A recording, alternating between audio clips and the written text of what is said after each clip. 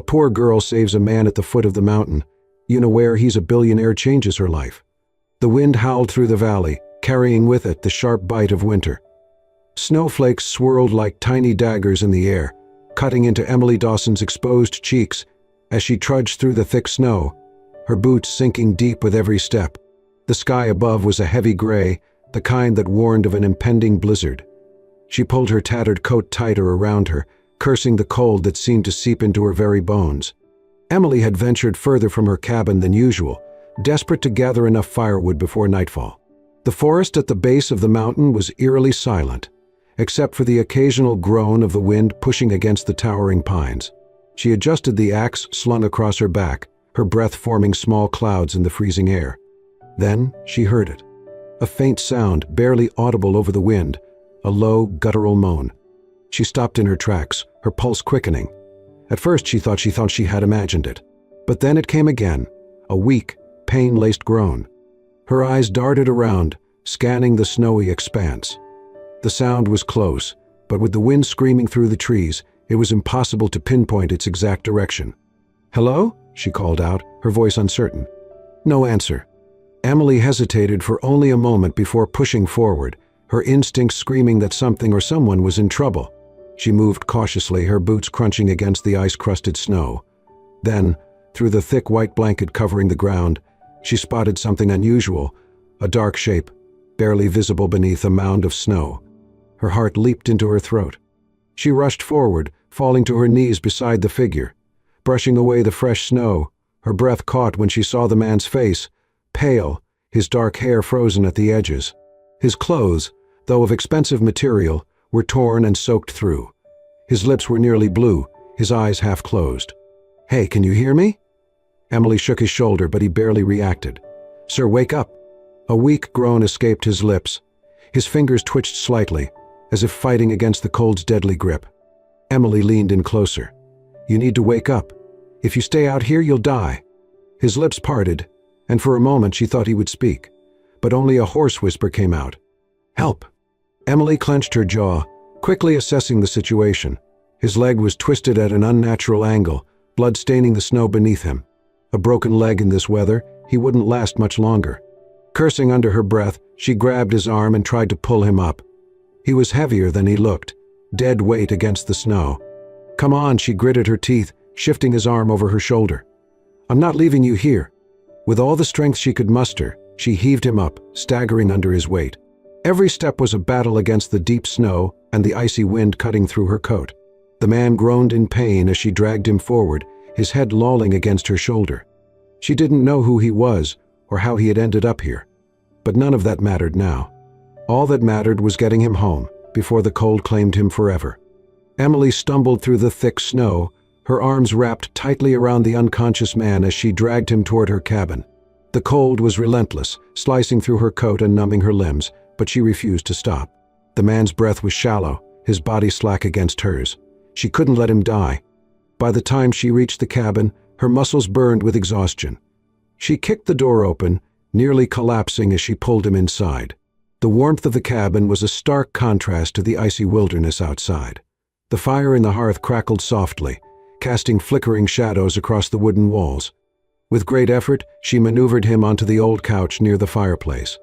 His body was ice cold, his fingers stiff with frostbite. She quickly grabbed a pile of blankets, wrapping them around him before kneeling beside him to examine his injuries. His face was gaunt, his features sharp even in unconsciousness. His expensive coat was torn, the fabric stiff with frozen blood. Her eyes landed on his leg. A deep gash ran along his shin, the wound looking angry and raw against his pale skin. Emily cursed under her breath.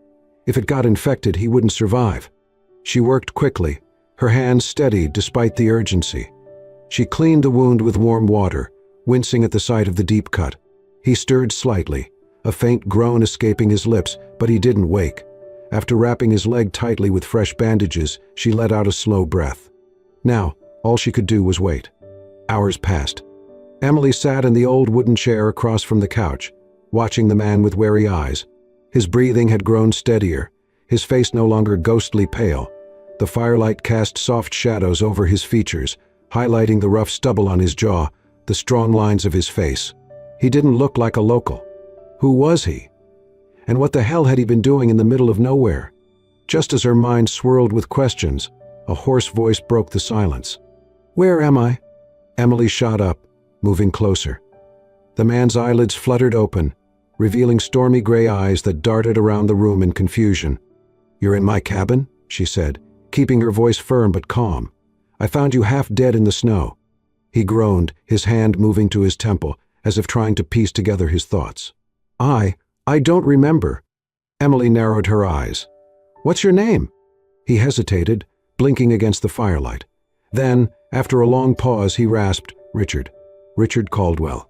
Something about the name stirred a distant familiarity in her, but she couldn't quite place it. "You were in bad shape when I found you," she said, crossing her arms. "Your leg was messed up, and you had no supplies, no proper gear. What happened to you?" Richard exhaled sharply, struggling to sit up. Pain flashed across his face, and he clutched his bandaged leg. I don't know. I remember the cold. The storm." Then he shook his head, frustration darkening his features. "Everything else is a blur." Emily studied him carefully. She wasn't sure if he was lying or genuinely confused. Either way, something about his situation didn't sit right with her. Then, his expression suddenly shifted from confusion to alarm. "My phone," he muttered, patting the pockets of his torn coat. "My wallet. Where the hell?" Emily's stomach tightened. "They weren't on you when I found you." Richard's jaw clenched. No, I had them. I remember I had my phone, my wallet, my watch. They're gone." A heavy silence settled between them. Emily had seen enough in her life to know what this meant. Someone had taken his things, and in a place as unforgiving as the Alaskan wilderness, that didn't happen by accident. "You think someone robbed you?" she asked, keeping her voice even. Richard let out a bitter laugh. "Seems like the only explanation, doesn't it?" Emily frowned. If someone had left him out there to die, that meant whoever did this had wanted him gone. But why? She glanced at the fire, the flames flickering as if mirroring her thoughts. Richard Caldwell. A man with expensive clothes, a sharp look in his eyes, and no memory of how he ended up half frozen on the mountain. Something about him didn't add up. And yet, despite the unease curling in her stomach, she couldn't turn him away. Not yet. The morning light filtered through the frosted window panes, casting a pale glow over the small wooden cabin. The fire in the hearth had burned low, leaving only embers crackling softly in the quiet. Emily moved about the cabin with practiced efficiency, layering more wood into the stove and setting a kettle over the flames. The air smelled of pine and the faint scent of smoked meat, a humble but familiar aroma in this house. Behind her, the sound of rustling blankets made her turn.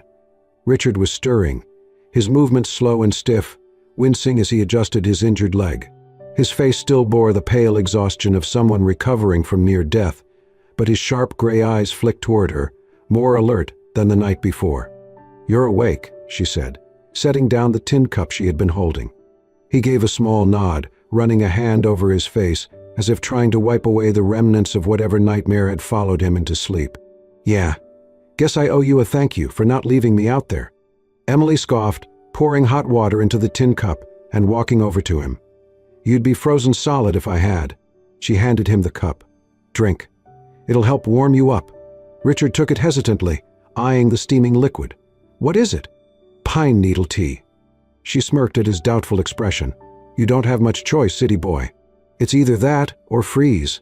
At the word city boy, Richard gave her a bemused look but said nothing. He lifted the cup to his lips, grimacing slightly at the bitter taste, but he drank it nonetheless. Just then the door creaked open and an elderly woman stepped inside. Wrapped in thick furs, her sharp blue eyes immediately locked onto Richard with a calculating gaze. "So this is the stranger you dragged in from the snow," she said, her voice lined with both curiosity and skepticism. Emily straightened. "Grandma, this is Richard. Richard, this is Martha Dawson." Richard nodded, attempting to shift himself into a more upright position. "Mom." Martha merely hummed, stepping closer and taking a long look at him before turning back to Emily. "He shouldn't be here." Emily crossed her arms. "I couldn't just leave him to die." Martha sighed, untying her fur-lined hood. "You're too soft-hearted, child. Strangers mean trouble." Emily clenched her jaw but said nothing. She knew Martha wasn't cruel, just cautious. Life in Alaska had made her that way. Still, Emily had made her choice. "He'll stay until he's strong enough to leave," she said firmly. Martha exhaled through her nose, clearly unconvinced, but she didn't argue further. Instead, she walked to the stove and began preparing breakfast, her movements slow but precise. Richard watched in silence as the two women worked, his gaze drifting over the humble cabin. The walls were lined with shelves stacked with jars of preserved food, bundles of dried herbs hanging from the rafters. A few old hunting rifles rested near the door, their wooden stocks worn smooth from years of use. Despite its simplicity, the cabin was warm, both in temperature and in the quiet, unspoken bond between grandmother and granddaughter. The smell of food filled the air, and Richard's stomach twisted painfully in response. He hadn't realized just how hungry he was until now. Emily caught the look on his face and smirked. "Haven't eaten in a while, have you?" "Not since," he frowned. "I don't actually remember." "Well, you're in luck. Breakfast is almost ready." A few minutes later, Martha set down 3 wooden bowls on the table. Inside was a thick stew made from what looked like dried venison, root vegetables, and wild herbs. It was nothing fancy, just simple rustic food, but it smelled good. Richard hesitated before picking up the wooden spoon and taking a bite. The stew was hot, rich with the deep, earthy flavors of slow-cooked meat and wild seasonings. It was unlike anything he had ever eaten before, not the refined meals of 5-star restaurants, nor the processed food of city life. It was real, unpretentious, nourishing in a way that had nothing to do with wealth. He glanced at Emily, who ate with the same quiet efficiency seemed to apply to everything. "You live like this every day?" he asked after a moment. Emily looked up. "Like what?" "Hunting for food, making your own medicine, chopping wood just to keep warm." She shrugged. "Yeah, it's not easy, but it's life." Richard shook his head, stirring his stew absent-mindedly. "I don't think I've ever had to work that hard for anything." Martha snorted. "Doesn't surprise me." Richard chuckled under his breath. "I bet." Emily watched him for a moment.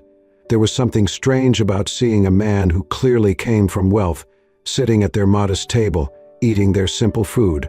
He was out of place here, yet something about the way he was looking at his bowl, as if re-evaluating everything he had ever known, made her wonder. Maybe he wasn't as lost as he seemed. The days passed slowly in the Dawson cabin, marked by the rhythmic crackling of the fire and the muffled howls of the wind outside. Richard's strength was returning, though his injured leg still kept him from moving around too much. Despite the discomfort, he found himself strangely at ease in the quiet simplicity of the place. Emily was always busy, chopping wood, checking traps, preparing food, and tending to her grandmother. She never once complained, never hesitated to get her hands dirty. Richard had never met anyone like her before. One evening, as the fire flickered warmly in the hearth, Richard sat up on the couch, stretching his sore limbs. Emily was at the small wooden table, carefully sewing a tear in her coat. The room smelled of pine and smoke, a scent he was beginning to associate with safety. "I need to tell you something," he said finally, breaking the silence. Emily didn't look up. "You're not secretly a murderer, are you?" Richard let out a small chuckle. "No, but I am rich." That made her glance up, one eyebrow raised. He exhaled, running a hand through his dark hair. "My full name is Richard Caldwell. I own a company called Caldwell Enterprises. We specialize in real estate and private investments. I have offices in New York, London, and Tokyo." Emily blinked. "Okay." Richard waited for more. A reaction. Shock, curiosity, something. But she just shrugged and went back to sewing. "That's it?" he asked, incredulous. She didn't even bother looking at him this time. "What do you want me to say?" "Well, I don't know," Richard said, gesturing vaguely. "Most people would be a little more surprised." Emily tied off the thread and bit it between her teeth before finally meeting his gaze. "It doesn't change anything." Richard stared at her, genuinely baffled. "You're telling me you don't care at all?" She sighed and leaned back in her chair. "Look, Richard, maybe in your world money means everything.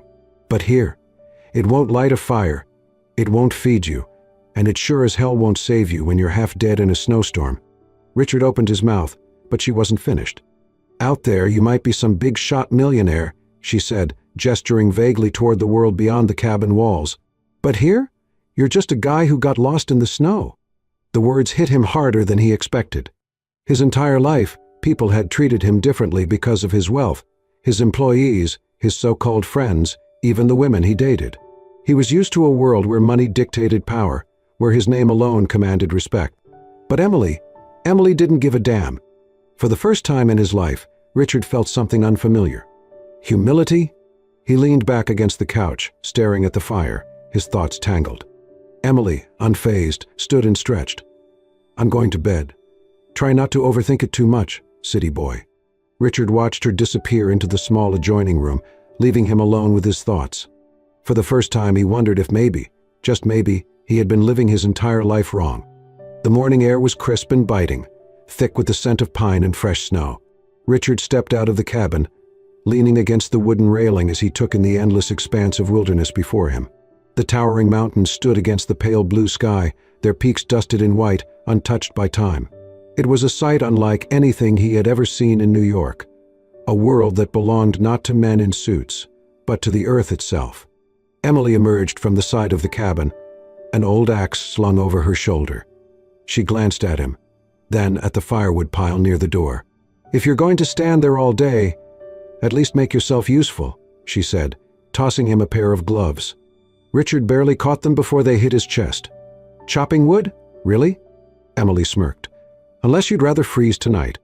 Richard sighed, pulling on the gloves. He had spent his life making billion-dollar deals, managing entire companies. He had never chopped a single piece of firewood, but as he followed Emily to the clearing behind the cabin, he realized something strange. For the first time, he wanted to try. At first, Richard was terrible. The axe was heavier than he expected, and every time he swung it down, the logs barely split. Emily watched, arms crossed, barely holding back a grin. "You don't have to hit it like it insulted your stock portfolio," she teased. Richard groaned, wiping sweat from his brow. "Maybe you should just do it." "Nope," she said, stepping closer. "Here, adjust your grip. Stand like this." She positioned his hands over the wooden handle, guiding him to shift his stance. Her fingers were calloused but warm, steadying his movements. Richard found himself momentarily distracted by the nearness of her, the way the sunlight caught the strands of her wind-tousled hair. "Now try again," she said. He swallowed hard and focused. This time, when he swung the axe, the log split cleanly in two. Emily grinned. "There you go."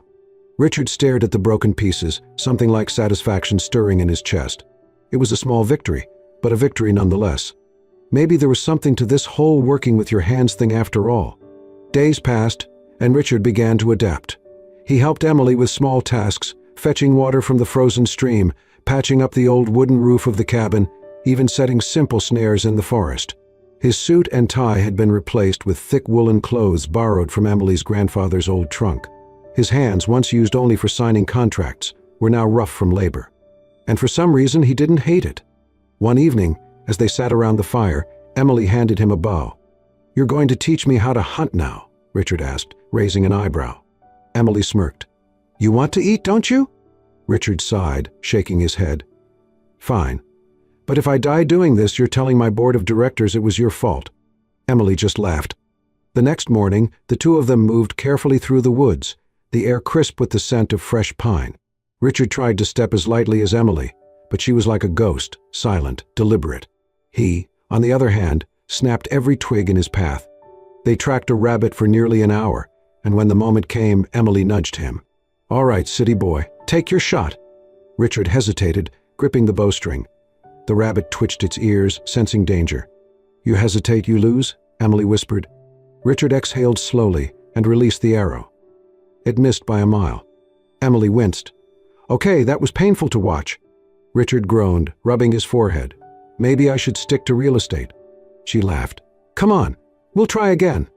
Later that afternoon, as they made their way back toward the cabin, something shifted in the air.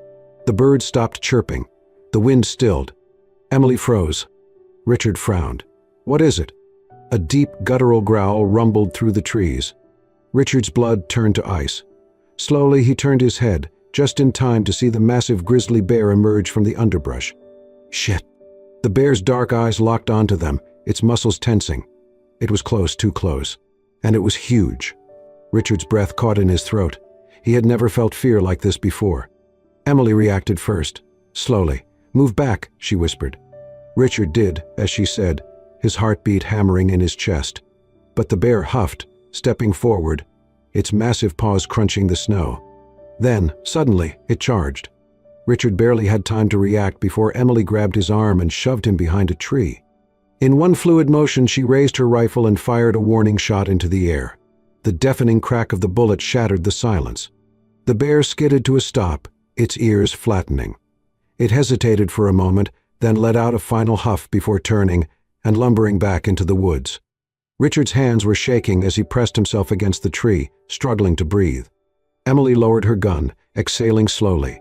That, Richard panted, was the single most terrifying thing I have ever experienced. Emily smirked, slinging the rifle over her shoulder. "Welcome to Alaska." Richard let out a breathless laugh, still trying to steady his nerves. But something had changed. Emily had risked her life for him, without hesitation, without thinking twice, and Richard knew, deep down, that no one had ever done that for him before. Not his business partners, not the women he had dated, not even the people he called friends. But Emily, this girl who barely knew him, who had no reason to care, had saved his life. And in that moment, Richard Caldwell, billionaire CEO, realized something for the first time. All the money in the world meant nothing compared to this. The crackling fire was the only sound filling the cabin as Richard sat at the wooden table, staring at his hands. Outside, the wind howled against the walls, rattling the shutters, but he barely noticed. His mind was elsewhere, piecing together fragmented memories, trying to make sense of what had happened to him. Emily sat across from him, sipping her tea, watching him with quiet curiosity. "You look like a man who's just figured something out," she finally said. Richard exhaled sharply, rubbing his temples. "I think I know why I was out there, why I nearly died." Emily set her cup down. "Go on."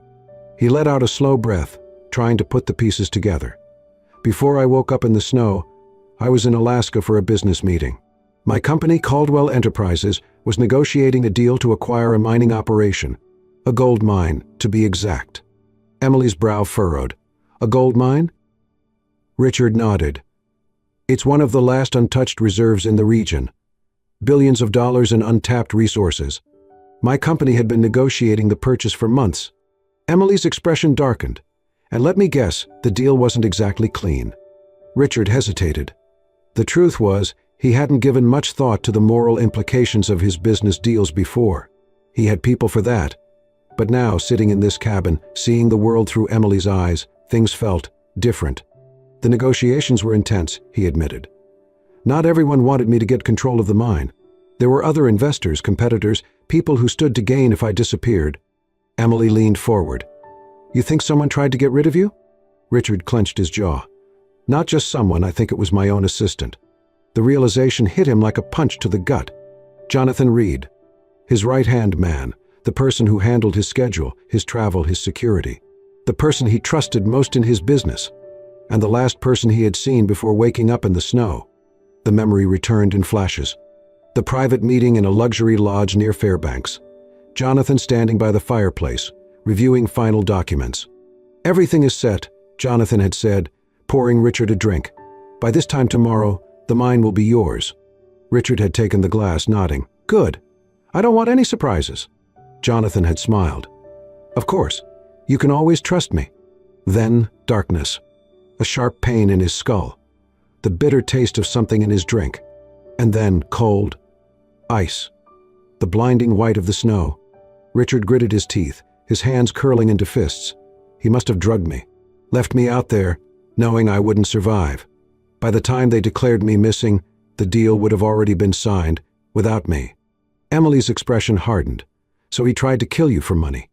Richard let out a bitter laugh. "That's the world I come from." Emily shook her head, disgust flashing in her green eyes. "Unbelievable. And to think you actually trusted this guy." Richard exhaled slowly. "Yeah, I did." He ran a hand through his hair, his jaw tightening. "I can't let him get away with this." Emily studied him for a long moment. "So, what are you going to do?" Richard looked up, his gray eyes dark with determination. "I have to go back." A silence fell between them. Emily leaned back in her chair, crossing her arms. "Right. Of course. Go back to your world of power and money." Richard frowned. "I don't have a choice. If I don't stop him, he'll take everything I've built. He'll win." Emily's lips pressed into a thin line. "And what happens after that?" "You fix your business, put the bad guy in jail, and go back to your fancy penthouse in New York." Richard hesitated. He hadn't thought that far ahead. All he knew was that he couldn't let this betrayal stand. But now, looking at Emily, at this life he had come to respect in ways he never expected, a strange unease settled in his chest. Emily let out a breath, shaking her head.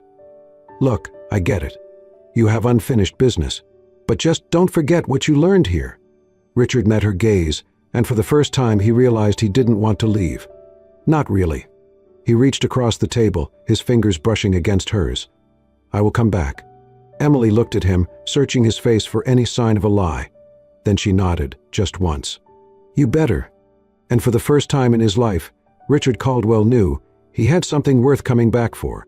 The day Richard left, the sky was a dull gray, thick clouds rolling over the mountains like a heavy curtain. The air was colder than usual, or maybe it only felt that way to Emily as she stood outside the cabin, watching him prepare to leave. He was dressed in borrowed winter gear, bundled against the elements, but something about him already looked different, like he didn't quite belong here anymore. His injured leg had healed enough for him to travel, though he still moved with a slight limp. The sled dogs, restless and eager, barked in anticipation of the journey ahead. Emily crossed her arms, keeping her expression neutral. "You sure you're ready for this, city boy?" Richard smirked, though there was something sad in his eyes. "I don't think I have a choice." She exhaled, her breath forming a small cloud in the freezing air. "I guess not." Martha, standing a few feet away, gave Richard a hard look. "Be careful out there, boy. The world ain't as forgiving as this place." Richard nodded. "I know." He turned back to Emily, hesitating. There were a million things he wanted to say, but none of them felt right. Instead, he reached into his coat pocket and pulled out something small, pressing it into her hand. It was a silver compass, worn with age. Emily frowned. "What's this?" "My grandfather's," Richard said. "He used to say it would always point him home." Emily looked up, meeting his gaze. "And where's home for you?" Richard hesitated. Then, softly, he said, "I don't know yet." Emily swallowed hard, curling her fingers around the compass. "You better figure it out." A long silence stretched between them. Then, finally, Richard took a step back and climbed onto the sled. With a sharp command to the dogs, they lurched forward, kicking up a flurry of snow. Emily stood there, unmoving, watching as he disappeared into the white horizon. And for the first time since she was a child, she felt something strange, something that scared her more than any storm. She missed him. The weeks passed slowly. Emily threw herself into work, hunting, chopping wood, fixing what needed fixing. She told herself she didn't care that Richard hadn't sent word. But every morning she found herself glancing toward the trail he had left on. And every night she found herself staring at the small silver compass, turning it over in her fingers as if it held some kind of answer. Martha noticed, of course. "He's not coming back," her grandmother said one evening, stirring a pot of stew over the fire. Emily didn't look up. "I never said he was." Martha sighed, shaking her head. "You like him?" Emily scoffed. "Doesn't matter if I do. He has his world. I have mine." Martha studied her for a long moment. "And what if his world isn't what he wants anymore?" Emily didn't have an answer for that. Then, one evening, everything changed. Emily was outside stacking firewood when she heard the distant sound of sled dogs approaching. She turned, expecting one of the village traders. But instead, a man she had never seen before stepped off the sled. He was tall, dressed in a heavy coat lined with fur, his face sharp with the air of someone who didn't belong in these parts. The man pulled something from his pocket, a sealed envelope. "Miss Dawson?" he asked. Emily nodded slowly. The man extended the letter. "This is from Richard Caldwell." Her heart slammed against her ribs. She hesitated before taking the envelope, the cold paper stiff in her hands. The man gave a small nod. "He's waiting for you." Emily's breath caught. Richard hadn't forgotten her. And now, for the first time, it was her turn to decide where she belonged. Emily had never seen so many lights in her life. New York City stretched out before her like a living, breathing entity, towering skyscrapers reaching toward the sky, endless streams of people moving like currents through the streets. The honking of horns, the flashing billboards, the sheer energy of the place, it was overwhelming. She tightened her grip on the small silver compass in her pocket, her only tether to the world she had left behind. The black car that had picked her up from the airport wove through the bustling streets until it pulled up in front of a grand hotel. The doorman opened her door, offering a polite nod, but Emily barely noticed. She was too busy staring up at the massive glass structure before her. Was this really where Richard lived? The elevator ride to the penthouse was silent, save for the quiet hum of the city below. And then the doors slid open. Richard was waiting. For a moment, neither of them spoke. He looked different, dressed in a tailored suit, clean-shaven, every bit the billionaire he had been before. But his eyes were different. There was something softer there, something she hadn't seen in him when they first met. "Emily," he said, stepping forward. She swallowed hard, forcing herself to stay steady. "You wrote to me." He exhaled, nodding. "I told you I'd come back. When I realized I couldn't, I had to bring you to me." Emily looked around the penthouse, polished marble floors, floor-to-ceiling windows overlooking the city, the sheer wealth of it all. It felt like another world, a world she didn't belong to. Richard must have sensed her hesitation because he stepped closer. "I know it's a lot," he admitted, "but I didn't bring you here to impress you." Emily crossed her arms. "Then why did you bring me here?" Richard took a slow breath. "Because I needed you to see the man I used to be, and the man I'm trying to become." Over the next few days, Emily saw firsthand just how much Richard had changed. He had fired Jonathan Reed, pressed charges, and reclaimed control of his company. But more than that, he had started something new, a foundation. The Dawson Initiative, Richard explained one evening over dinner. It's a nonprofit dedicated to helping people in rural communities, especially in places like Alaska. Infrastructure, medical aid, education. Real, lasting change. Emily blinked. "You named it after me?" Richard smiled. "I wouldn't be here without you." She stared at him, searching his face for any sign that this was just another business strategy. But all she saw was sincerity. Real, undeniable sincerity. One night, as they walked along the edge of Central Park, Richard finally said what she had been waiting for. "I love you, Emily." Her breath caught. Richard reached for her hands, his grip warm despite the chill in the air. "I don't care about anything else. Not the money, not the company. I just want you." Emily's heart pounded, but she didn't speak right away. Because part of her still didn't trust this world. She had seen men of power before, men who made promises but never truly understood what life outside of their bubble was like. And she wasn't willing to be another piece in someone else's collection. So instead, she said, "If you love me, Richard, then prove it." His brows furrowed. "How?" Emily held up the compass. "Find your way home." Weeks passed. Emily returned to Alaska, unsure if Richard would follow. But he did. Die. Not with private jets or expensive suits, but as a man who wanted to learn. He spent months in the village, working alongside her, understanding the land, the people, the struggles they faced every day. He chopped wood, carried water, even learned how to hunt, though he was still terrible at it. And in that time, Emily saw it. This wasn't just a game to him. He had changed.